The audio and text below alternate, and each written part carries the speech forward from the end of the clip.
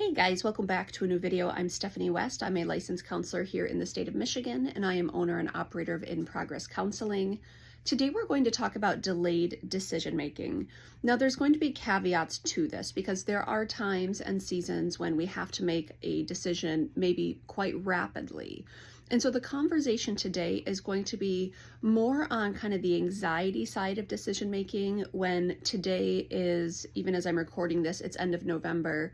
And let's say I am pondering something or anxietizing about something that's supposed to happen next February, March, or April, right? So we're just putting kind of a longer, more expansive timeline on it. Often clients will come in and they will lament about this thing that they have to figure out, 4, 5, 6 months from now. And because we have time, we also have permission to slow down our decision making.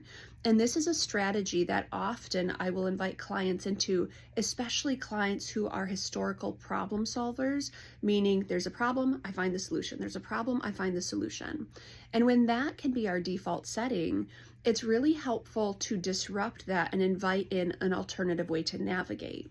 So, for example, I have a client recently who is thinking about a career transition. But if it happens, it's going to happen in 2025, and it's going to happen about 6 months deep into 2025.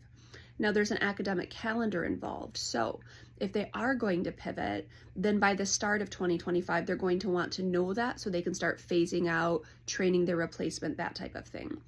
So there is somewhat of a timeline on it. We're not going to avoid it and say, you don't have to figure that out till June. We're going to say, hey, it's October or November right now.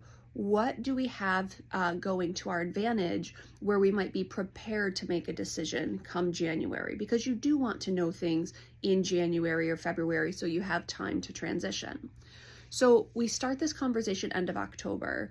And client is sitting with me and she's very much like, I don't know what to do. I don't know what to do. I don't know what to do.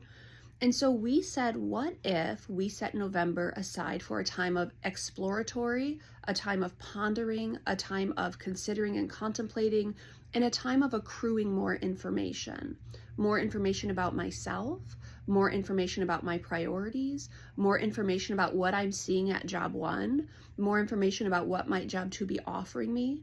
We asked the question, who should I speak to? Where can I get more information? And specifically, how can I let all of this just matriculate through me? How can I give my brain information and then give my brain time to sort through it and ponder?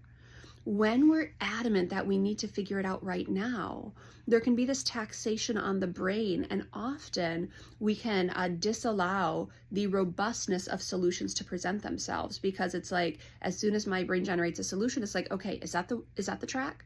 Or there's a second solution, okay, is that the track? And it can kind of gridlock us into not seeing many of our choices because of the taxation we're putting on our brain to generate solutions.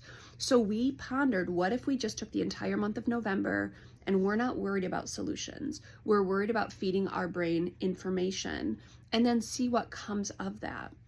And so throughout the month, she can guide this process by writing down observations that she's noticing, that she can write down thought patterns that are showing up. She can write down sensations in her body when she's at job number one, or sensations in her body when she hears from job number two.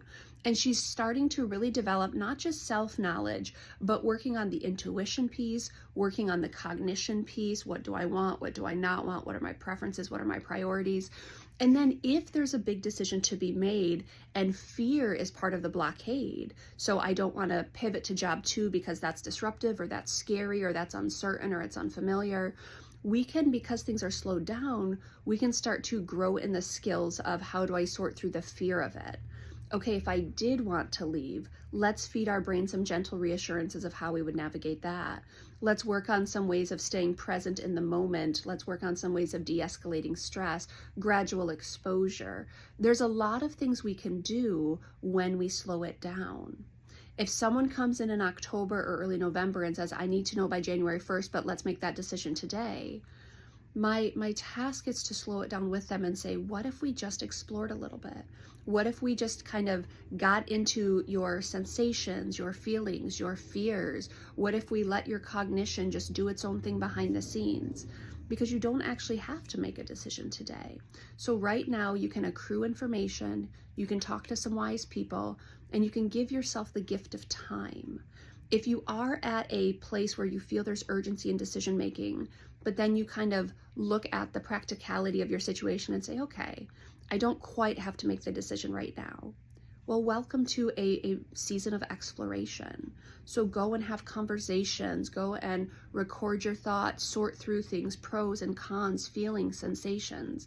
That's what's valuable when we are given the gift of time, because then when we reflect back and say, is this what I really want? It's like, well, I did due diligence. I went through, copious amounts of trying to tease apart what are my options, what are my preferences, what fits the lifestyle that I desire, who's going to come alongside of me. There's a robustness to that decision.